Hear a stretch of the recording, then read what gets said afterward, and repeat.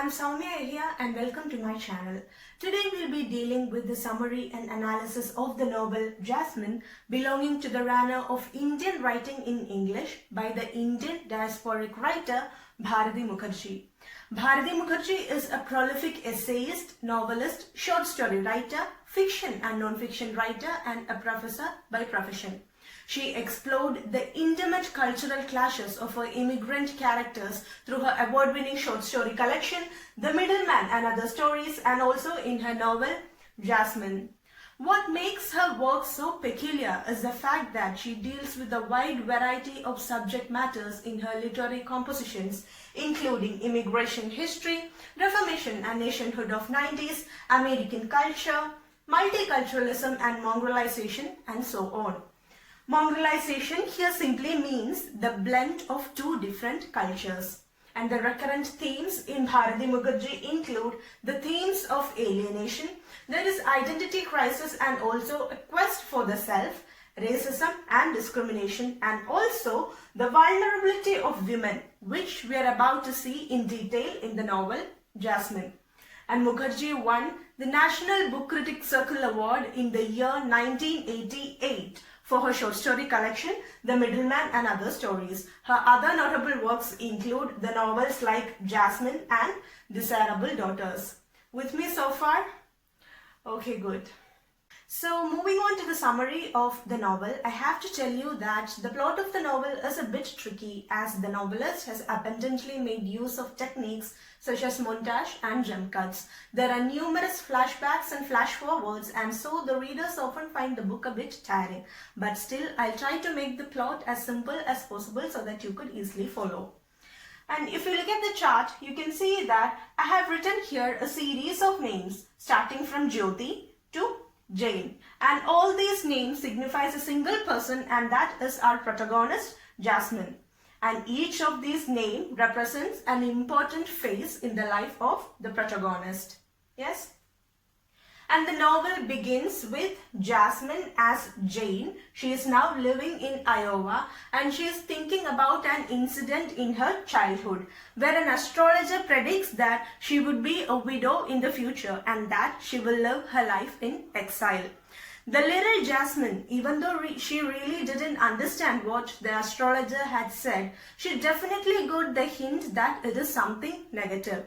And so she runs away from there and she trips and falls and she receives a wound in her forehead. So Jane, she is thinking about that particular incident in her childhood. And then it is revealed to the readers that Jane is now living in Iowa along with Bud Ripplemer. Bud Ripplemer is a bank manager. He is a man in his 50s and he is in a wheelchair. He was married to Karen and they later fall out of the relationship and Karen moves out.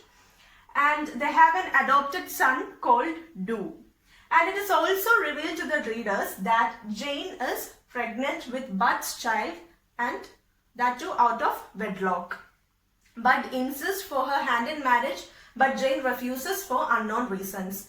They also have a neighbor called Darrell Lutz, who is a recent college graduate who inherited his family's farm. Darrell approaches Bud Ripplemer, who is a bank manager, with a loan application.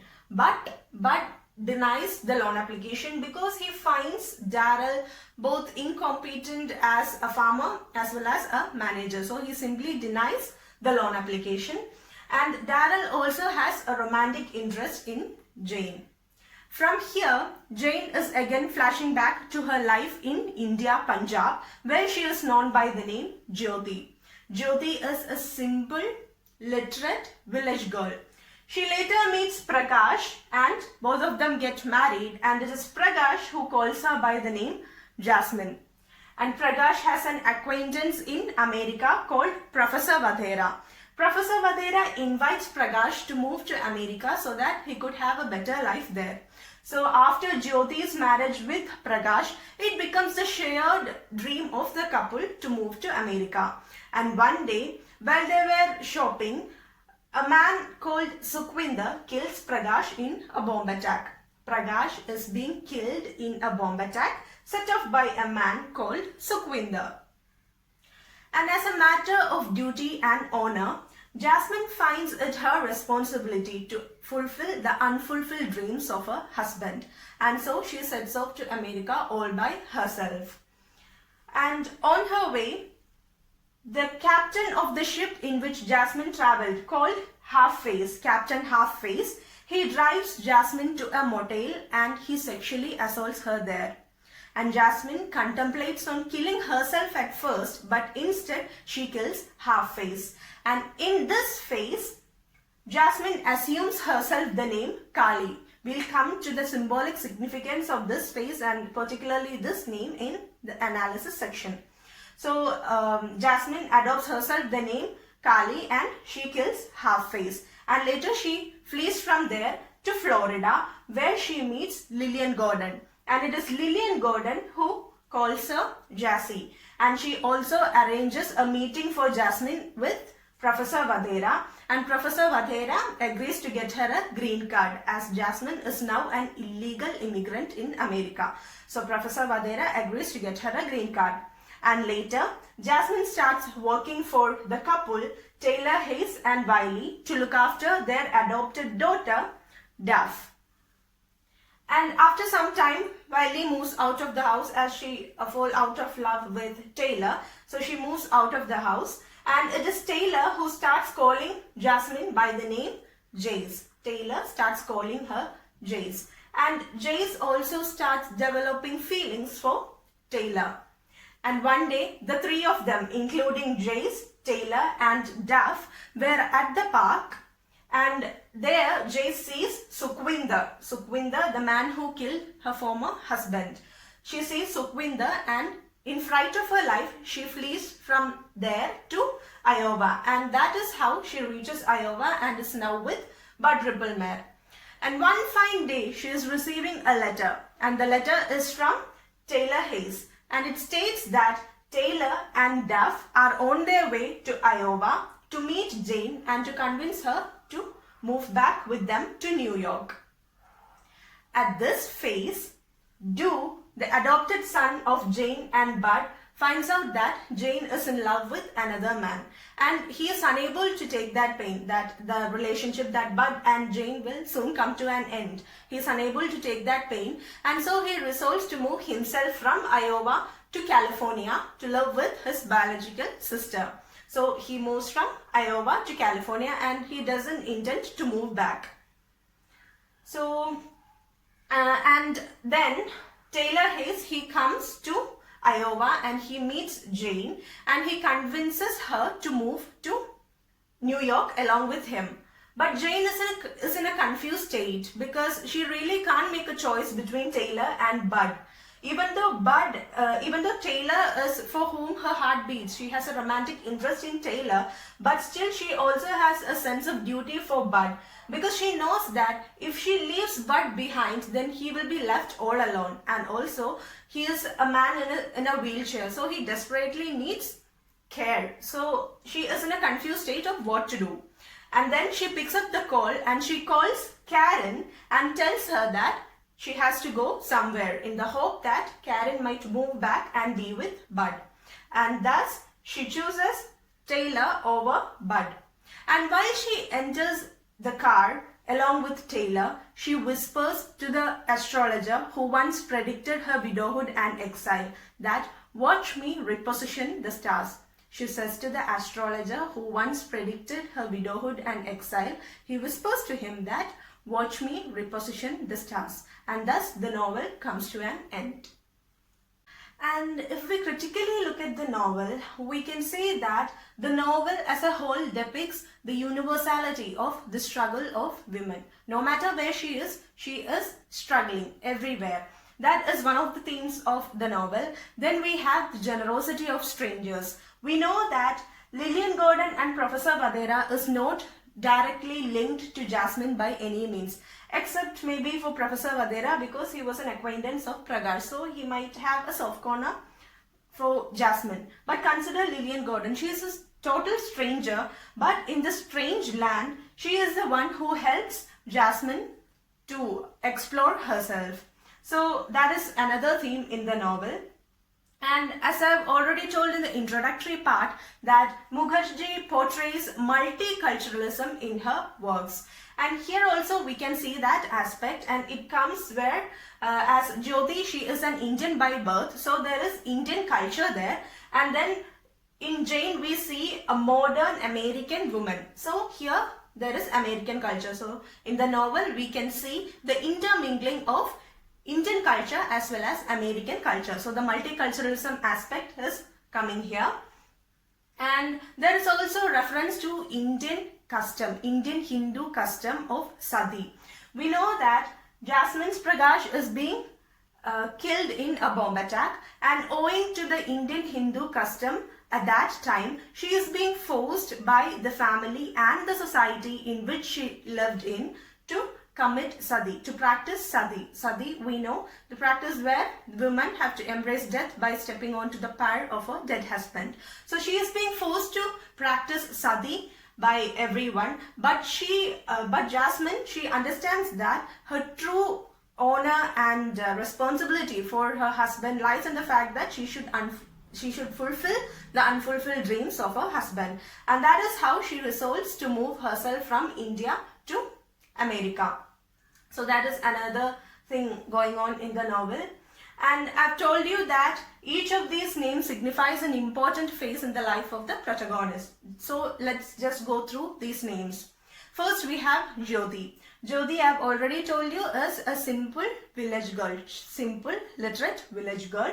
She marries Prakash, and Prakash gives her the name Jasmine. Consider these names, Jyoti and Prakash.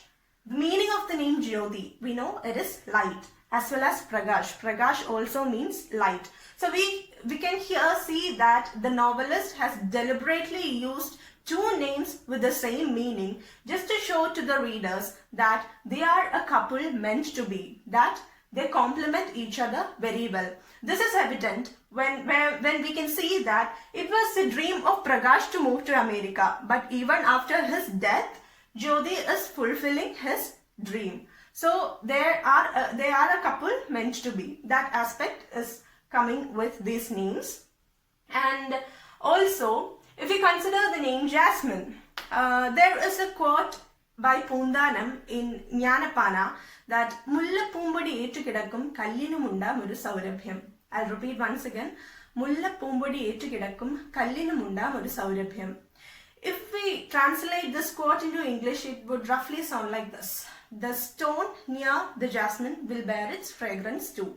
The stone near the jasmine will bear its fragrance too. So if we borrow that quote to our context, we can see that the flower jasmine, the quality of the flower jasmine is with Prakash and not with our protagonist Jasmine. Because Prakash is the real flower jasmine whose fragrance gets lashed on to the stone Jasmine, the protagonist. Confused, right? See, consider Prakash as the jasmine flower. The jasmine flower emits fragrance, right? So, Prakash, considering Prakash as the jasmine, we can say that Prakash's fragrance is his dream. So that dream, Prakash's dream, gets lashed on to the stone jasmine, and that is why she carries out his dream, his fragrance, even after his death. So that can be brought into this context. Then moving on, we have the name Kali. We know who Kali is. Kali, the Indian Hindu goddess. And Kali is the embodiment of destruction of evil. And we know that in this phase, Jasmine, by assuming herself the name Kali, is killing Captain Half-Face. Captain Half-Face, he is the embodiment of evil. Because we know that he is taking advantage of Jasmine and he is molesting her. So he is an embodiment of evil. So Jasmine, by assuming herself the name Kali, is destructing evil. So this name and this phase is of importance. Then we have the name Jassi. The name Jassi given to Jasmine by Lillian. It is a cool name to have, right? And we have heard of jazz music. What is the peculiarity of music? It has rhythm, right? And if we consider this name, we can say that Jasmine here is trying to find new rhythms of her life. or rather she is trying to find the lost rhythms of her life. This phase is actually a short one compared to the other ones. Then moving on, we have the name Jace. This phase is actually a complicated as well as an interesting one, because we can imagine the mental agony and the trauma that she might have faced all through her life, from Jyoti to Jane. We know that while she is Jasmine, she is witnessing the death of her husband, and that too in front of her eyes. He is being killed in a bomb attack and she survives that. So the trauma of that is with her, and she is being forced by the society, by her own family, to commit the practice of sati. So the trauma of that, and again she is being molested by Captain Halfface. So she is having all these things in her mind. And so we can imagine that she might have lost the trust in people. And in this phase, Jasmine as Jace, she is again having feelings for Taylor Hayes. So she is again having faith in men. So this phase is also of significance. Then we have Jane.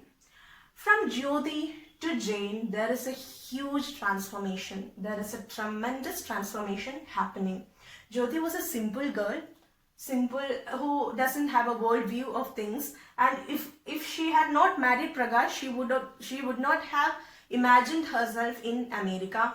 And if we consider Jane, she transforms into a bold, courageous woman who is capable of redefining herself, redefining her womanhood, as well as creating her own destiny. And this becomes evident when she utters the sentence that, "Watch me reposition the stars." So that we have a very bold, courageous woman in Jane. And I've already spoke about Kali, the Hindu god, right? Hindu goddess. And there is also another reference to a Hindu god in the novel, and that is Lord Shiva.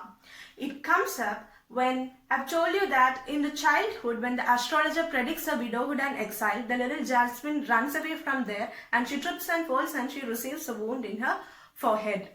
And the wound in her forehead resembles the third eye of Lord Shiva. The third eye of Lord Shiva is considered as the eye of wisdom. The eye of wisdom, it is free from Maya and illusion and is capable of seeing the beyond with clear perception. So here we can see that even though Jasmine, she receives that third eye, that wound in the childhood, it is only when she is Jane that the wisdom eye, the eye of wisdom, really serves its purpose. So that is also of significance here. Then we can also state the novel as an example of Bildungsroman, because it states the character development of the protagonist, right from her childhood till her maturity. She is 25 years old by the time she is Jane. So we can state the novel as an example of Bildungsroman. And also the novel has autobiographical elements, because Bharati Mukherjee, she herself was an immigrant in Canada, and she states that there she was simultaneously invisible as a writer and was overexposed as a racial minority.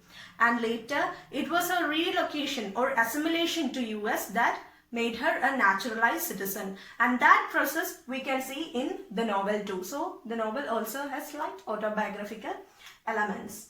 So that is what the novel is all about. Today we have discussed about the author, the summary of the novel, as well as we critically looked at it. And what I have told here is only the novel in a nutshell. It's just a capsule form. Please do read and build on it. If you like the video, do like, share and subscribe. Mold yourself and keep reading. We'll be back with another video soon. Thank you.